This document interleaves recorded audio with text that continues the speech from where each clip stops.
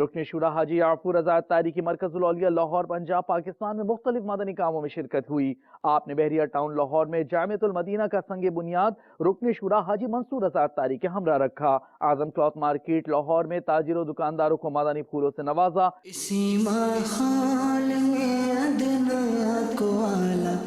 کر دیا دیکھو، اجالا ہی اجالا ہی اجالا کر دیا دیکھو، اجالا ہی اجالا ہی اجالا کر دیا دیکھو۔ جو کل تک تو لٹیرے تھے جہاں والوں کی عزت کے، جو کل تک تو لٹیرے تھے جہاں والوں کی عزت کے، انہیں کو ہی محافظ عزتوں کا کر دیا دیکھو، انہیں کو ہی محافظ عزتوں کا کر دیا دیکھو،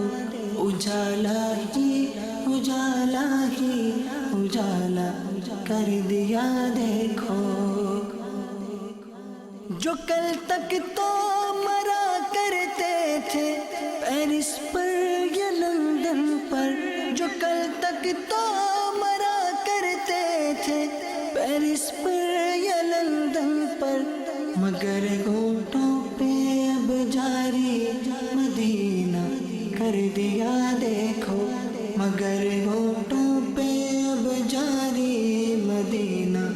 کر دیا دیکھو، اجالا ہی اجالا ہی اجالا کر دیا دیکھو۔ ہاں جن کا کام پہلے الٹے الٹے گانے گانا تھا، ہاں جن کا کام پہلے الٹے الٹے گانے گانا تھا، انہیں سمجھا کہ آقا کا فنا خواں کر دیا دیکھو، انہیں سمجھا کہ آقا کا ثنا خواں کر دیا دیکھو، اجالا ہی اجالا ہی اجالا کر دیا دیکھو۔ مساجد میں بیاں کرنا بڑا مشکل سا لگتا تھا، مساجد میں بیاں کرنا بڑا مشکل سا لگتا تھا، مگر ماحول نے اس کو بھی آسان کر دیا دیکھو، مگر ماحول نے اس کو بھی آسان کر دیا دیکھو، اجالا ہی اجالا ہی اجالا کر دیا دیکھو۔ میں چاہتا ہوں یہ محفل میلاد کی جو ہیں یہ سارے پاکستان میں ذوق و شوق سے، خاص کر کے سرکاری افسوں میں یہ کام جاری رہنا چاہیے، اور محبت کے ساتھ جیسے آپ دعوت اسلامی والے دین کی خدمت کر رہے ہیں، ہم آپ کے بہت مشکور ہیں، اور ہم چاہیں گے کہ ساری دنیا ہی اسی رنگ میں رنگ جائے۔ یہاں پہ ہم نے مدنی چینل کے تھرو